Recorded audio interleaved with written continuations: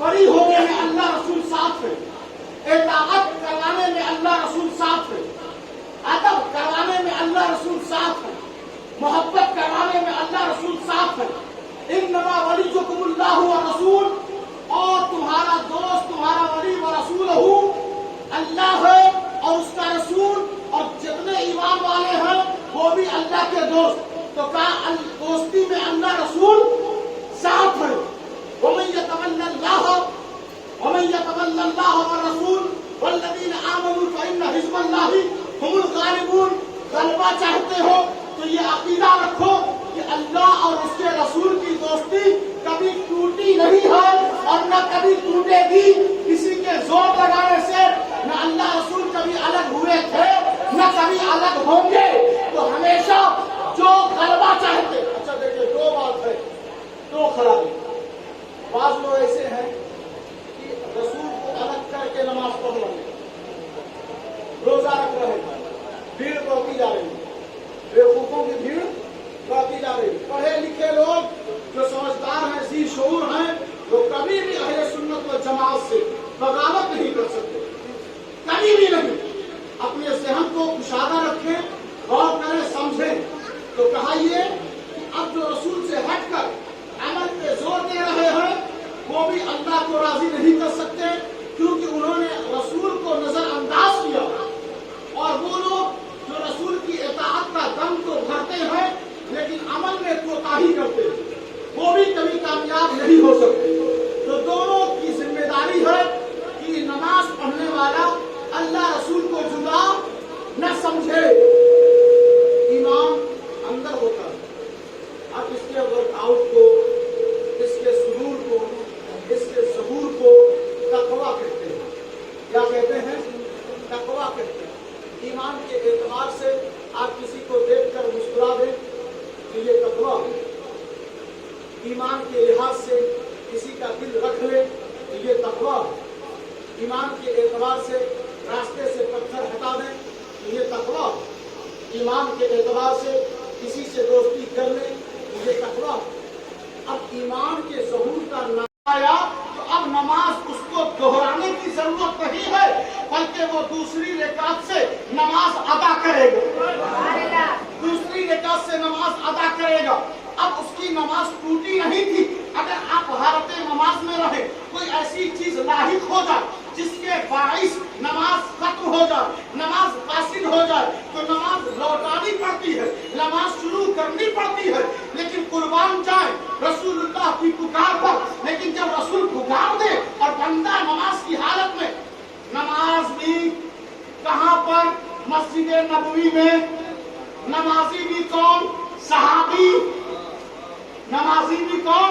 सहाबी। और सहाबी को नमाज का तरीका बताने वाला भी कौन? नबियों का सरदार।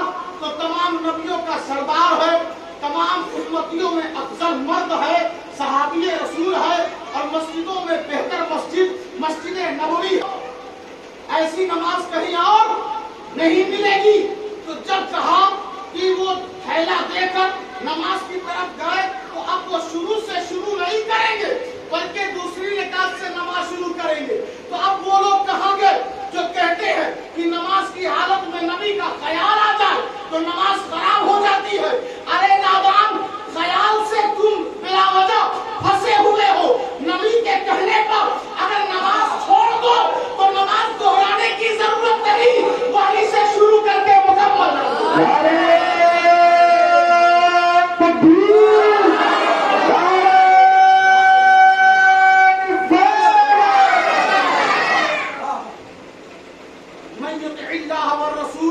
जो अल्लाह की माने और रसूल की माने, वला तवल्लौ अन्हु व अंतुम तस्मऊन, और उनसे अन्हु कहा। क्या कहा? अन्हु। आप कहते हैं वो अल्लाह, वो अल्लाह। तो हु का मतलब उससे मुराद एक जात होती है। हु से मुराद एक जात होती है और हुमा से मुराद दो जात होती है, दो जात। अब यहाँ मैं युतिल्लाह व रसूल, तो दो जात है, अल्लाह और रसूल की इताअत जो करता है। तो कहा वला तवल्लौ तवल्लौ अन्हु, तो अब ये कहना चाहिए जब जात दो है तो ज़मीर भी दो की इस्तेमाल होनी चाहिए। तो कहना ये होगा वला तवल्लौ अन्हुमा, कि उन दोनों से जिसने मुंह फेर लिया, जगह तो उन दोनों से मुंह मत फेरो, ये होना चाहिए। तो कहा ये जा रहा उससे, उनसे, एक से मुंह ना फेरो। तो जो बंदे अलग अलग की रट लगाए बैठे हैं कि अल्लाह को रसूल से मिला दिया, अल्लाह को रसूल से मिला दिया, रसूल की तारीफ करते करते हद से आगे बढ़ गए। अरे हम क्या पढ़ सकते हैं? कुरान पढ़ो तो दिमाग की नजर और कान खोलकर पढ़ो जरा, तो तुम्हें समझ में आए अल्लाह ने अपने महबूब को कहीं जुदा किया है। में हो, हमारे सालिहा में हो, जिसने रसूल से पहले अदा कर लिया, वो रसूल की नाफरमानी कर दिया। या अय्युहल्लज़ीना आमनू ला तुक़द्दिमू बैन यदैल्लाहि व रसूली, अल्लाह और उसके रसूल से आगे न बढ़ो। तो हम जो सुन्नी बार बार कहते हैं या रसूल अल्लाह, ऐ रसूल हम पर करम फरमाए, तो हमारा ये कहना ये साबित कर रहा है कि जिसने कहा ऐ रसूल करम फरमाइए, उसने ये भी कह दिया ऐ अल्लाह करम फरमा। जिसने ये कह दिया अगिस्नी या रसूल अल्लाह, ऐ अल्लाह के रसूल मेरी मदद फरमाइए, उसने ये भी कह दिया ऐ अल्लाह मेरी मदद फरमा। जिसने ये कह दिया या रसूल अल्लाह मेरे बेटे को सेहत दे दीजिए, उसने ये भी कह दिया या अल्लाह मेरे बेटे को सेहत दे दे। मन युतीइर रसूल, मन युतीइर रसूल फक़द अता अल्लाह। जिसने रसूल से मांग लिया, जिसने रसूल की मान ली, जिसने रसूल से मोहब्बत कर दिया, जिसने रसूल को पुकार लिया, उसने अल्लाह को पुकार लिया। जिसने रसूल से मांग लिया, उसने अल्लाह से मांग लिया। जिसने रसूल की फरमा बरदारी कर ली, उसने अल्लाह की फरमा बरदारी कर ली। जिसने रसूल को अपना आका मान लिया, उसने उसको रब ने कबूल कर लिया, उसको रब ने कबूल कर लिया। तो ये शिर्को बिदअतो हराम नहीं है, ये शिर्को बिदअतो हराम नहीं है। अजीब लोग हैं। अब आप देखिए, गौर फरमाएं कि दकियानूसी बातें आज भी मार्केट में रवा दवा हैं और इसी पर लोग तबलीग कर रहे हैं। चादर चूमना, अगरबत्ती जलाना, मलीदा फातिहा करवाना, अभी तक तबलीग इसी पर हो रही है। इसकी वजह मालूम क्या है? क्योंकि रोज बरोज सुन्नी जाहिर होता जा रहा है, शिया मजबूत हो गए। अपने महफिल में, मजलिस में उनके लोगों ने ये जान लिया कि यही अकीदा हमारा हक है और उस पर वो डटे हुए। लेकिन ये धुरमुर है सुन्नी। क्यों? इसलिए कि जो बड़े हैं, जिनकी दाढ़ी सफेद हो गई, जो अप्पा बन गए, जो मुरीद बन गए, जो मदरसों में जुड़ गए, जो आलिमों से करीब हो गए, इन्होंने अपना काम नहीं किया, अपने बच्चों को वो पैगाम नहीं दिया। जब हम अल्लाह के सामने अगरबत्ती नहीं सुलगा सकते, जब हम अल्लाह को इतर नहीं लगा सकते, तो फिर किसी को लगाए शिर्क कैसे होगा? फिर किसी को लगाए शिर्क कैसे होगा? अल्लाह पर चादर चढ़ाना गैर मुमकिन, क्योंकि वो नामहदूद है। जो महदूद होगा उसी पर चादर चढ़ाएंगे। और चादर चढ़ाकर हम बता रहे हैं कि तू खुदा नहीं है, तू खुदा का करीब है, इसलिए हम तेरे एजाज में चादर चढ़ा रहे हैं। जैसे अल्लाह के दुनिया में मकानात बहुत हैं, लेकिन खाना काबा पर गलाब चढ़ा दिया गया। ये बंदे हजर अस्वद को चूम कर हाजी कहला सकते हैं, लेकिन हम एक बशर को चूम ले जो नेक, जो सादा जाना है, इनसे करीब हो जाना, अल्लाह राजी हो जाता है, इनको चूम लेना। अब उनकी तबाही फिक्स है, उन्हें कोई बचा नहीं सकता। मुश्रिकों को हलाक करने से कोई रोक नहीं सकता। कहा अल्लाह रसूल वही है, अल्लाह रसूल। आप जो ये बोलते हैं ना फी सबीलिल्लाह मैंने पैसा दिया, साथ में ये भी बोला करें फी सबीलिल्लाह व रसूल, अल्लाह रसूल के रास्ते में मैंने दिया है। रसूल को किस आप बोलते हैं ना फी अमानिल्लाह, कोई जा रहा हो आपके घर से तो आप बोलते हैं फी अमानिल्लाह, साथ में ये भी बोला करें फी अमानिल्लाह व रसूल। आप बोलते हैं ना अल्लाह तुम पे करम करे, साथ में ये भी बोला करें अल्लाह रसूल तुम पर करम करे। آپ بولتے ہیں نا کہ جا رہے ہو اللہ کی حفاظت میں رہو، اللہ تمہاری حفاظت کرے، ساتھ میں یہ بھی بولا کرے اللہ رسول تمہاری حفاظت کیا کرے، کیونکہ یہ قرآنی عقیدہ اور قرآنی بولی ہے، قرآن اس سے ہٹ کر نہیں ہے۔ اور جو قرآن مجید فرقان حمید کو پڑھتا ہے وہ ذرا غور کرے، جائزہ لے، کوئی ایسا مقام نہیں، وَأَذَانٌ مِّنَ اللَّهِ وَرَسُولُ، اللہ رسول کی طرف سے اعلان کر دو حج اکبر کے دن لوگوں میں۔ یا ایھا الذین آمنوا، اے ایمان والوں، آمنو ایمان لے آؤ، باللہ اللہ سیٹی مارے لگ رہا ہے آواز بڑا ہے، اور اس کے رسول پر، والکتاب الذی نزل علی رسولہ، ساری کتابیں ایک طرف، قرآن اب بڑھا رہے تو سیٹی مارے لگ کے رہا ہے۔ بارے میں رسول پر یہ بات بڑی عجیب ہے کہ جب بندہ پہلے سے ہی ایمان والا تو اس سے پھر کہنا کہ ایمان لے آؤ، بارش ہو رہی ہو اور آپ کہیں یا اللہ بارش کر، تو یہ دعا آپ کی درست نہیں ہے، کیونکہ جب پہلے سے ہی بارش ہو رہی ہو پھر دعا کرنا بارش کے لیے، نماز استسقاء پڑھنا یہ بے جا ہے، کیونکہ جب کوئی چیز پہلے سے وجود میں رہے اور پھر اسی کی طلب کرنا اسے تحصیل حاصل کہتے ہیں۔ جب ایمان پہلے سے ہے تو پھر یہ کہنا ایمان لے آؤ، تو یہ کلام درست نہیں ہے، لیکن یہ کوئی بندے کا کلام نہیں، یہ پروردگار کا کلام ہے۔ کچھ تو بات اس میں ہوگی، کچھ تو حکمت ہوگی، یقیناً ہمارے رب کا کلام وسیع بلیغ ہے، ہر نقائص سے پاک ہے، ہر عیوب سے مبرہ ہے، کیونکہ ٹھہرا رب کا کلام۔ یہ جب رب کا کلام ہے تو اسے زوال نہیں ہے، اسے موت نہیں ہے، اسے بڑھاپا نہیں ہے، ہوتا تب جب یہ مخلوق ہوتا، لیکن یہ مخلوق ہے نہیں، یہ رب کا کلام ہے۔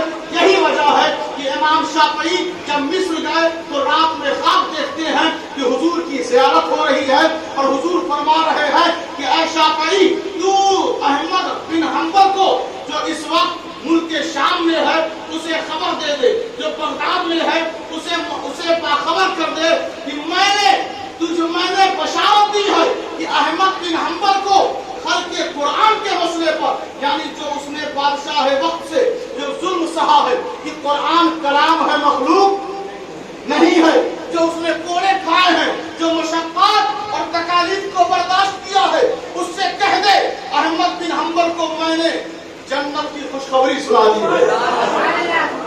تو یہ کلام مجید ہے، یہ فرقان حمید ہے۔ بہت لوگ آتے رہیں گے، جاتے رہیں گے، مٹانے والے ناپاک ارادے آئے ہیں ضرور، لیکن سلامت نہ رہ سکے، مٹ گئے، ختم ہو گئے۔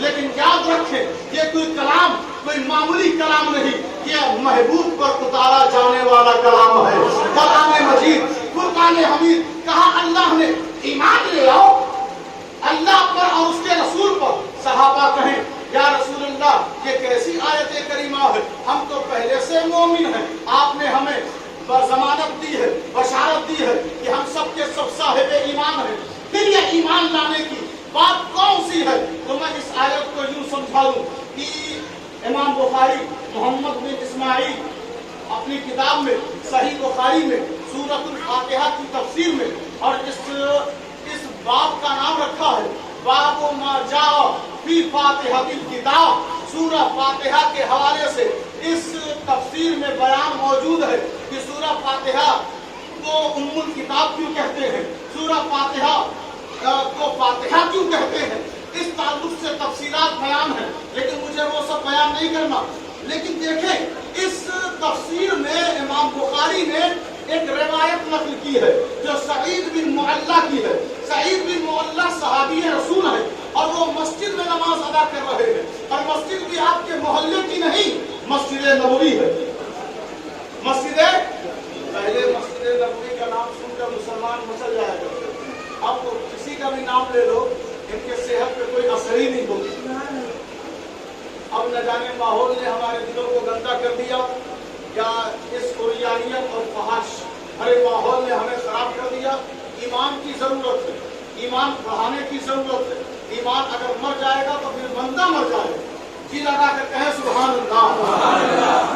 سعید بن معلہ ہے، نماز کی حالت میں ہے، اللہ کے رسول نے کہا کہ اے سعید میرے پاس آ، حکم دیا۔ سعید بن معلّہ آرام سے نماز ادا کر کے حضور کی بارگاہ میں حاضر ہوئے۔ کہا تاخیر کیوں ہوئی؟ کہا یا رسول اللہ انی کنت اصلی، میں نماز پڑھ رہا تھا، میں نماز پڑھ رہا تھا۔ تو اللہ کے رسول کو یہی فرمانا چاہیے تھا ٹھیک ہے تب کوئی بات نہیں، نماز جب پڑھ رہے تھے تو کوئی بات نہیں، ہاں نماز کے علاوہ ہو اور میں بلاؤں تو فوراً چلے آؤ، یہی بولنا چاہیے تھا۔ لیکن اللہ کے رسول نے یہ نہیں فرمایا۔ جب سنا کہ سعید نماز پڑھ رہا تھا تو حضور نے فرمایا وَلَمْ يَقُلِ اللَّهُ يَا أَيُّهَا الَّذِينَ آمَنُوا اسْتَجِيبُوا لِلَّهِ وَلِلرَّسُولِ إِذَا دَعَاكُمْ لِمَا يُحْيِيكُمْ، کیا تم سے اللہ نے نہیں کہا قرآن میں؟ کیا کہا؟ یہی تو کہا کہ جب اللہ رسول تمہیں بلائے تو تم دوڑتے ہوئے ان کے پاس چلے آؤ۔ پیش کیا کہ میں نماز کی حالت میں تھا اور پھر اس پر حضور یہ آیت سنا، کیا تمہیں پتا نہیں کہ جب اللہ رسول پکارے تو فوراً چلے آؤ؟ تو اس آیت کو سنا کر اللہ کے رسول یہ بتا رہے ہیں کہ اگرچہ تم حالت نماز میں رہو لیکن جب رسول بلائے تو نماز توڑ کر حضور کی بارگاہ میں حاضر ہو۔ ابھی تک بات ختم نہیں ہوئی، ذرا غور فرمائیں، توجہ دیں۔ اللہ تبارک و تعالیٰ نے یہاں پر جس جملے کا استعمال فرمایا ہے کہا ہے اذا دعاکم، جب تمہیں بلائیں، جب تمہیں بلائیں۔ بلانے والے دو ہیں، کتنے؟ اللہ اور رسول، بلانے والے دو ہیں، اور اللہ لفظ استعمال فرما رہا ہے واحد کا، اذا دعاکم، جب تمہیں بلائیں۔ تو بلانے والے دو اور لفظ استعمال ہو رہا ہے ایک کا، ہونا چاہیے تھا اذا دعواکم، اذا دعواکم، جب تمہیں دونوں بلائیں۔ تو یہاں ایک کا استعمال کیوں ہوا، واحد کا استعمال کیوں؟ بتایا یہی جا رہا ہے کہ بلا وجہ خواہ محنت کر کے پیشانیوں پر گھٹا پڑانے سے اللہ نہیں ملتا۔